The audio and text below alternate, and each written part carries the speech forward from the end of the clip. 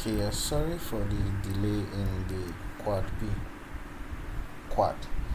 So we just briefly looking at what we did in quad A. This is it's a not for us to forget the instruction that was given to us. So now we've done this first quad A, then we are moving to quad B. So let's look at the program. So it's still the same instruction. Write a function quad B that prints a valid rectangle of width of x and height of y. This is the expected function. Don't forget the condition that says that what if x and y are positive, it should work, but if it is otherwise, it should not return anything. So this is what we are asked to do. So let's just quickly have it 1, 2, 3, 4, 5. These are the two asterisks. Then 1, 2, 3, 4, 5. Yeah, something like this. Sorry for the diagram. So this is something like what we are doing. Don't forget your reference point, which is what 1, 1. Yes, this is your reference point. Don't forget. And this is for x, y. And at this point, x changes, so it's going to be x, y does not change, x, 1. At this point, y changes, x, y. At this point, both x and y changes. Yeah, so this is just practically the same way we did it. It's the same way we are going to do it. Then for the horizontal, the row does not change. Row is equals to 1. Then for this part, row is equals to y. Yes. Then for this part, downward like this, column is equals to 1. Then for this part, column is equals to x, the one that does not change. So once you do it, that is just practically the same thing, same way we analyzed quad A. Now this is what the difference between that quad A and this one is, just these shapes. Now this is what is actually going to happen. Now you see this particular place here is where the concern is, because in Golang, when you have a backslash, it is expecting something like /n for new line, /t for new tab. Yes, so instead of you using one of these when writing the condition, you are going to be using two of it. I'm going to show us how to do it. But unlike quad A, where we joined everything, we're going to pick each of the reference points one by one. So now this is the first one. So let's go and head down to our code. So let's start by having package piscine. Yes. Now what are we importing? We're going to import GitHub. Yes, we're going to be importing this. Then we're going to have the function quad B, and it's taking in two parameters, x and y, and an integer. Yes, so now we start with the condition that is going to be handling if they are positive values, it should print, or else. So that's where we have if x is less than equals to 0 or y is less than equal to 0. What should it do? It should just return empty. Then what's the next thing to do? You iterate. And iterating is the way you loop through, starting from 1 to plus. That is when row for row is equals to 1 and row is less than equals to y, row plus. You do the same thing for column 2. Then now we start writing the conditional statements. Now we are picking this point first. For this / to occur, we are having what 1, 1. That is, row should be 1, column should also be 1. So I will now say if row is equals to 1, and don't forget that the reason why we are making use of and is simply because it's for that / to exist, we are having this particular condition. Row and column must be and not or. When you are dealing with these centers or these middles, you deal with or if you are trying to write or combine each and everything, you can deal with or. I can combine it to write this particular one too, but let's take it one after the other so we can understand how it works. Okay, 24 minutes. Yeah, that's wonderful. So now this is it. So if it is this, it should z01 dot print room. Then what are we printing? We are printing this one. Yeah, the forward slash. Yes, this one like this is the forward slash. Yes, so we proceed to this next phase. Now, proceeding to this next phase, what do we have? Is column is equals to x and row is equals to 1. Then we'll come and say else if row. Now I know some of us will be like, why am I not putting it in brackets or something like that? Golang is dynamic. You can write it like this. So if row is equals to 1 and column is equals to x, yes, then what should we do? We should say 01 dot print this. Now this is how, I explained that if you are dealing with the backslash, to get a single backslash, let me add a comment.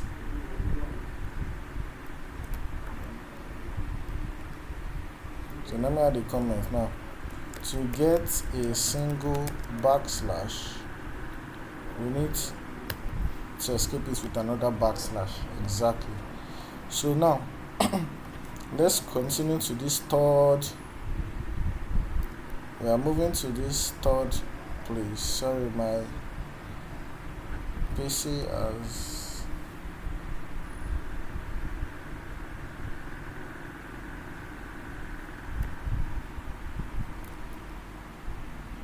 so I'm moving to this place now, which is this 1 comma y. That for us to have this particular one here, we are actually going to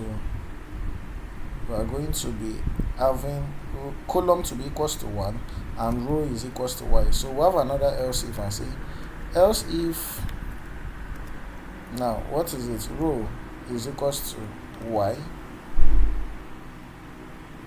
and column is equals to 1. Then what is going to happen?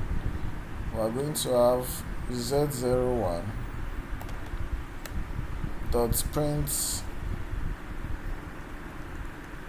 yes, this one here. They were dealing with x comma y. This x comma y is what we are going to deal with now. And to deal with x comma y, we need to have another else if row is equals to y and column is equals to y. What do we have? z01 dot print this. Now we've done the four corners as usual. Yes, we've done the four corners as usual. We now need to deal with the centers. So for asterisk to occur, you can decide to write everything together.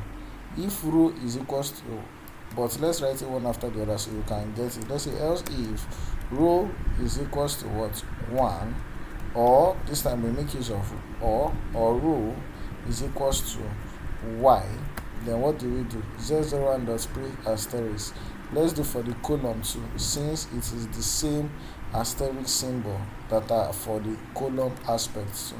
So if I should come here, I will say else if column is equals to 1 or column is equals to x.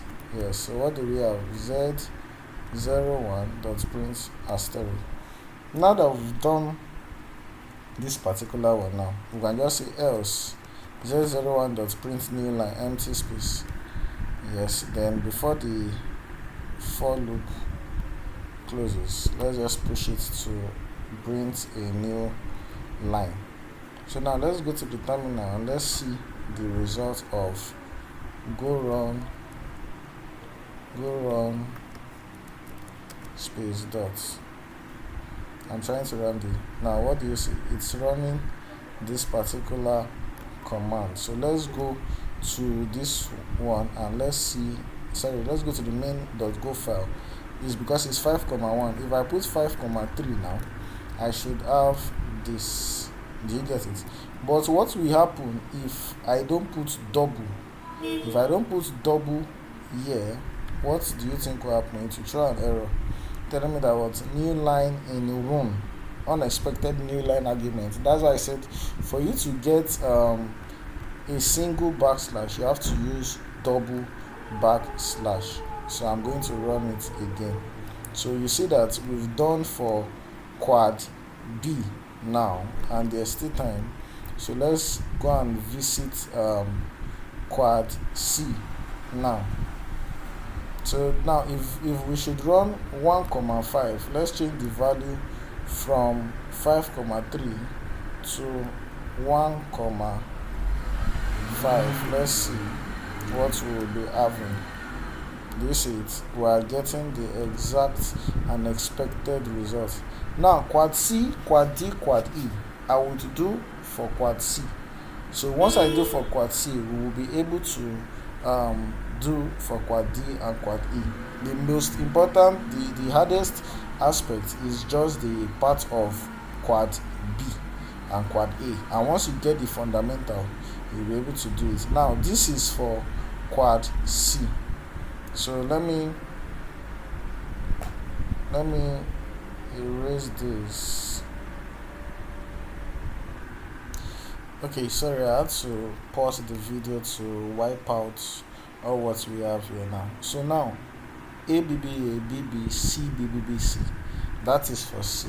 So I have A, B, B, B, A, B, B, C, B, B, B, C. Yeah, so this is what we have for quad C, and it is the same thing. It's the same thing, 1,1. Yeah, it's the same thing. And this is x, 1. This is 1, y, and this is x, y. Do you understand? And along this side now, we have what? X is equals to 1, x is equals to x. That is column. So let me just put row is equals to y here, and row is equals to 1. I've explained it in the last videos. So what we just need to do is to write the conditions, and once we write the conditions, it's something similar. So let's go and touch let's cd into Piscine, because we need to create ls. Let's check it. We need to create quad C file. So if I say quad c.go, yes, quad c.go, let's check it. It's created now. Let's go back to our something. Yes, what we can just practically do, we can just practically copy this and edit it. So let me just copy this and paste it here. So instead of quad B, we add quad C. Yeah, x, y. Same condition. The only thing that will change is this value. Now, if row is equals to 1 and column is equals to 1, what do we have? A. So I will come here and delete this to put A. If row is equals to 1 and column is equals to x, what do we have? We have A too. So I can just come here and put A. Yeah. Now, if row is equals to y and column is equals to what? 1, what do we have? We have C. Do you get it? Likewise for x and y, we have what? C. Yeah. So now, if row is equals to 1 and row is equals to y, what do we have? B. So we have B in this place and B in this place too. So you get B in this place too. So let's see. So let's go to our main goal. Let's have let me see. I want to see something.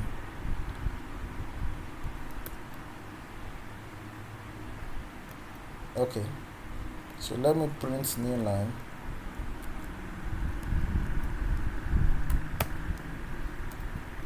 Sorry.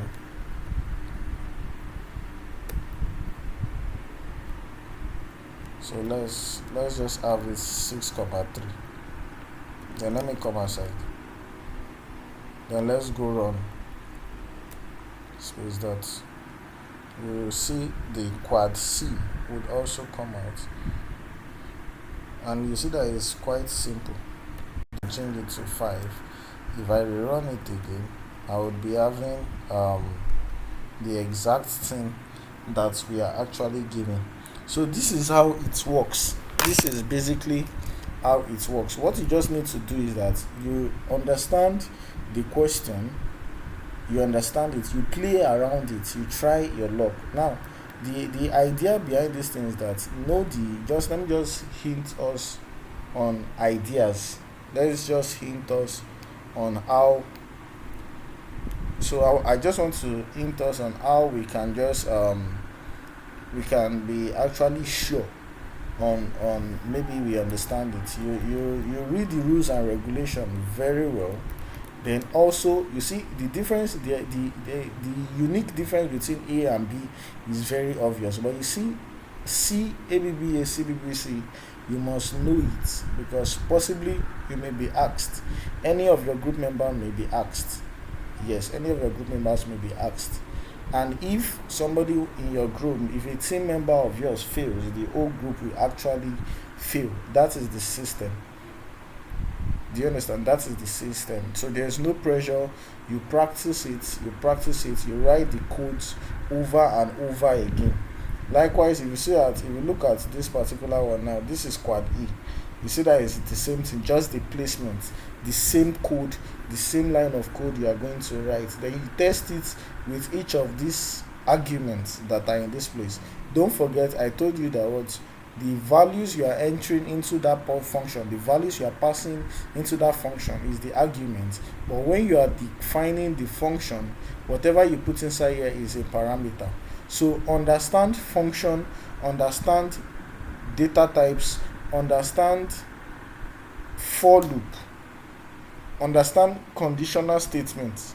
You will be able to find your way around it. So thank you very much. It's still Code Master here, and I wish you people success as you proceed in your piscine.